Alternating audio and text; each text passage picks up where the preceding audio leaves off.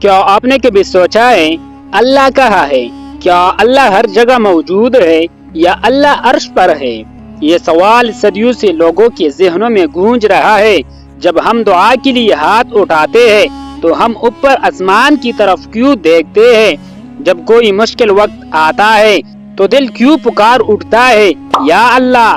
کیا اللہ ہماری رگوں سے بھی قریب ہے یا صرف عرش پر جلوہ فرما ہے؟ یہ وہ سوال ہے جس پر کئی لوگ کنفیوز ہو جاتے ہیں۔ کچھ کہتے ہیں اللہ ہر جگہ ہے، کچھ کہتے ہیں اللہ عرش پر ہے، لیکن اصل حقیقت کیا ہے؟ آئے آج ہم قرآن و سنت کی روشنی میں جانتے ہیں اللہ کہاں ہے۔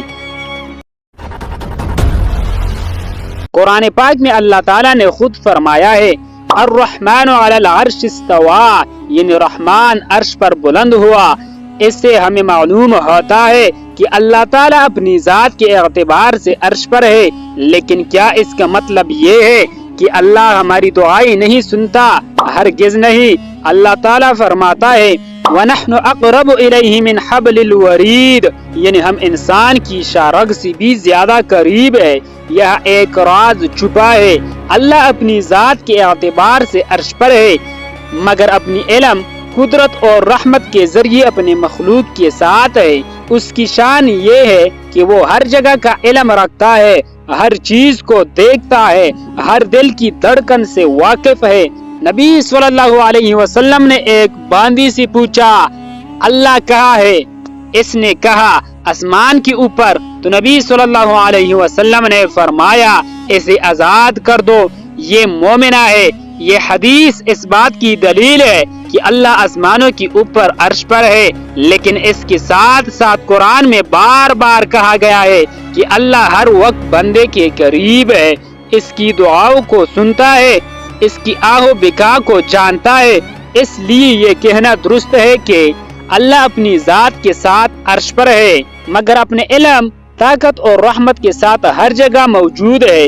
یہ عقیدہ دل کو سکون دیتا ہے۔ جب ہم سجدے میں جاتے ہیں تو یقین رکھے کہ ہمارا رب قریب ہے۔ جب ہم آسمان کی طرف دیکھتے ہیں تو یقین رکھے کہ ہمارا اللہ عرش پر ہے۔ یہی اہل سنت والجماعت کا ایمان ہے۔ آخر میں سوچے، جب بھی آپ دعا کرتے ہیں اللہ فوراً سن لیتا ہے۔ جب بھی آپ تنہائی میں روتے ہیں اللہ دیکھ رہا ہوتا ہے۔ جب بھی آپ نیکی کرتے ہیں اللہ گواہ ہوتا ہے۔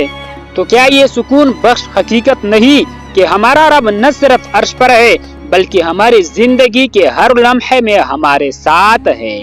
پیارے بھائیوں اور بہنوں، یاد رکھے اللہ کی شان مخلوق کی شان سے بالکل مختلف ہے۔